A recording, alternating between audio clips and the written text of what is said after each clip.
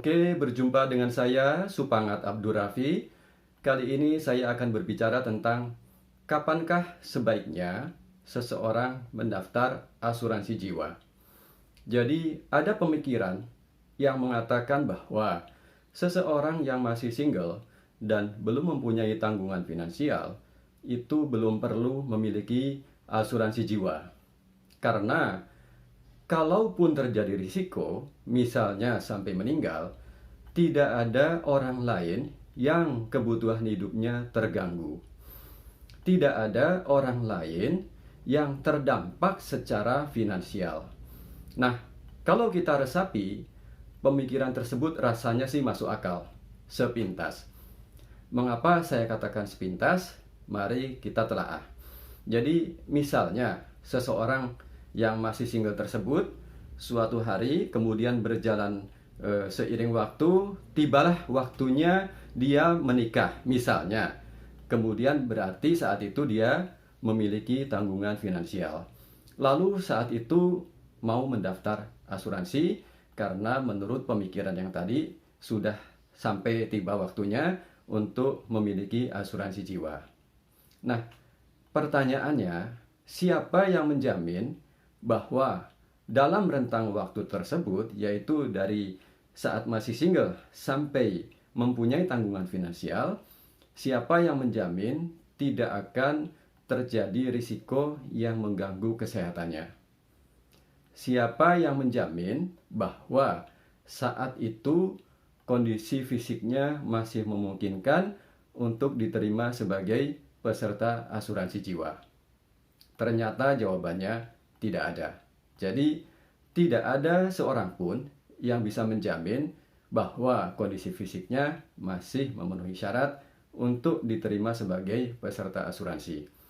Nah, oleh karena itu, kita perlu juga memandang dari sudut yang berbeda. Sahabat sekalian, mari kita cermati pepatah yang berbunyi, "Sedia payung sebelum hujan." Ini pepatah yang sangat bagus.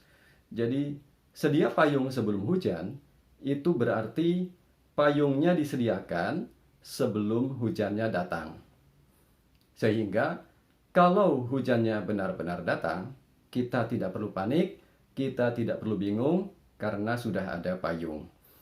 Nah, lalu bagaimana kalau ternyata kita sudah menyiapkan payung, tapi hujannya tidak jadi turun, alias tidak ada hujan? Apakah kita perlu menyesal karena sudah membeli payung? Menurut saya tidak perlu menyesal. Karena memang tujuan menyediakan payung itu bukan berharap turun hujan, melainkan semata-mata sebagai langkah berjaga-jaga. Siapa tahu turun hujan. Nah, jadi kalau ternyata memang turun hujan, sudah ada langkah antisipasinya, sehingga keadaannya akan tetap lebih tenang, tidak perlu panik. Nah, ini sangat berbeda ketimbang orang yang setelah hujan datang baru repot ke sana kemari mencari payung dan tidak dijamin bakal dapat payungnya. Lalu efeknya apa atau kerugiannya apa kalau tidak melakukan antisipasi, kalau tidak menyediakan payung sebelum hujan? Ada banyak hal atau banyak kerugian yang bisa timbul. Di antaranya adalah batal ikut acara tertentu atau setidaknya terlambat, dan itu tentu sangat merugikan gitu. Nah, ini sangat berbeda dengan yang sudah melakukan antisipasi, yaitu dengan menyediakan payung.